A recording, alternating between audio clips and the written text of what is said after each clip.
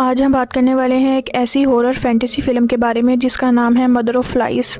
ये कहानी एक ऐसी लड़की माइकी की है जिसे कैंसर है और डॉक्टर ने उसे बता दिया है कि अब कोई ट्रीटमेंट काम नहीं करेगा।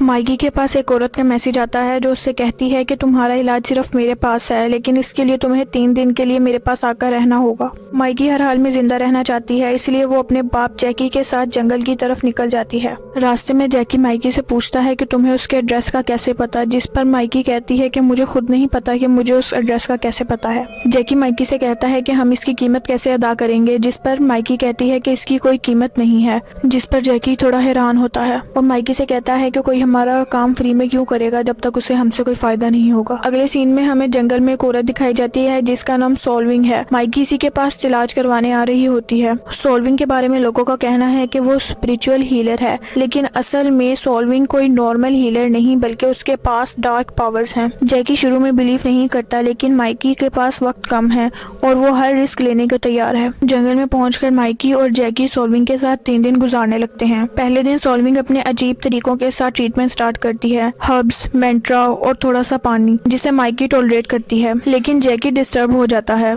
दूसरे दिन माइकी हेलुसिनेशन और अजीब ड्रीम देखती है। फ्लाइज, ब्लड और वियर्ड साउंड उसके आसपास होते हैं और जैक और हम व्यूअर्स दोनों कंफ्यूज हो जाते हैं कि ये रियल है या इल्यूजन। फ्लैशबैक में हमें सॉल्विंग का पास पता चलता है। लोग पहले भी उससे हेल्प लेते थे, मगर 1 मिनट बाद सॉल्विंग ने कब्र से मुर्दा बच्चे को निकाला और उसे अपने तौर पर रखने लगी। जब शहर वालों को इस बच्चे के बारे में पता चला तो उन्होंने सॉल्विंग से उस बच्चे को ले लिया और उस बच्चे को जलाकर मार दिया। फिर उन्होंने इसकी सजा के तौर पर सॉल्विंग को भी जिंदा ही कब्र में दफन कर दिया, जिसकी वजह से सॉल्विंग हाफ डेड और डेंजरस पावर वाली बन गई। यानी कि इस वक्त जो सॉल्विंग माइकी का इलाज कर रही है वो जिंदगी और मौत के दरमियान है। तीसरे दिन असली रिचुअल शुरू होता है। रिचुअल शुरू होने से पहले सॉल्विंग माइकी के डैड यानी जैकी को वहां से बहाने से भेज देती हैं। जैकी के जाते ही सॉल्विंग असली रिचुअल शुरू करती है, जिससे माइकी को बहुत तकलीफ होती है, मगर इसके बावजूद सॉल्विंग रुकती नहीं है। माइकी और ज्यादा तकलीफ बर्दाश्त नहीं कर पाती और जंगल की तरफ भाग जाती है। फिर हमें माइकी को दिखाया जाता है जो करीब ही शहर में एक होटल बुक करने गया था।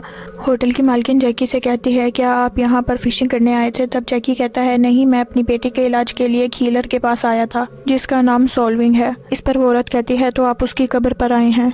माइकी कहता है, वो जिंदा है तो उसकी कब्र कहाँ से आ सकती है? इस पर वो औरत कहती है, नहीं, सॉल्विंग तो काफी साल पहले की मर चुकी है। फिर वो उसे उसके मरने का वाकया बताती है कि किस तरह उसने एक मुर्दा बच्चे को कब्र से निकाला, जिसकी सजा के तौर पर शहर वालों ने उसे जिंदा ही कब्र में दफन कर दिया। जैकी उस औरत से उस घर के बारे में पूछता है। वो औरत कहती है, वहाँ ऐसा कोई घर नहीं है, लेकिन वहाँ सॉल्विंग की कब्र जरूर है जिसके ऊपर लोग पत्थर रखते हैं। लोगों का ऐसा मानना है कि कहीं सॉल्विंग अपनी कब्र से बाहर ना आ जाए, इसीलिए वो उसकी कब्र पर पत्थर रखते हैं। ये सब सुनकर जैकी बहुत परेशान होता है और माइकी को बचाने के लिए वहाँ से फौरन ही निकल जाता है। दूसरी तरफ हम माइकी को देखते हैं जिसे सॉल्विंग ने पकड़ लिया था। सॉल्विंग एक नुकीली लकड़ी से माइकी का पेट काटती है और उसमें से ट्यूमर निकाल लेती है। ट्यूमर सॉल्विंग के हाथ में आते ही एक बेबी जैसा बन जाता है। सॉल्विंग कहती है कि ये उसका बच्चा है और ये ट्रीटमेंट सिर्फ मेडिकल ही नहीं बल्कि स्पिरिचुअल और रिस्की है। वो माइकी को इसी हालत में छोड़कर वहाँ से चली जाती है। थोड़ी देर बाद जैकी आता है और माइकी को बिल्कुल हेल्दी देखता है। माइकी को सही देखकर जैकी को लगता है कि शायद जो कुछ उन्होंने देखा था वो सब उनकी बस हेलुसिनेशंस थी। वहाँ से वापस जाकर जैकी माइकी को डॉक्टर के पास ले जाता है। डॉक्टर भी कंफर्म करते हैं कि अब माइकी में कोई कैंसर या वाउंड नहीं है।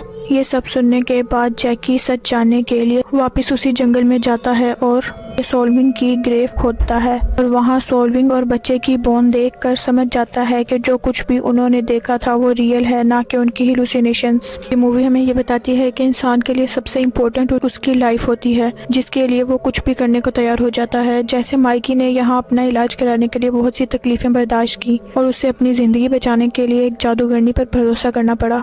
Mother of flies movie symbolic और फिलोसफिकल मूवी है जिसमें हॉरर और स्पिरिचुअल एलिमेंट के साथ ऑडियंस को सोचने पर मजबूर किया जाता है। कमेंट में आप मुझे ज़रूर बताएं कि अगर आप माइकी की जगह होते तो क्या करते। मैं तो एक चांस ज़रूर लेती, क्योंकि आखिर मुझे कैंसर की वजह से मरना ही है।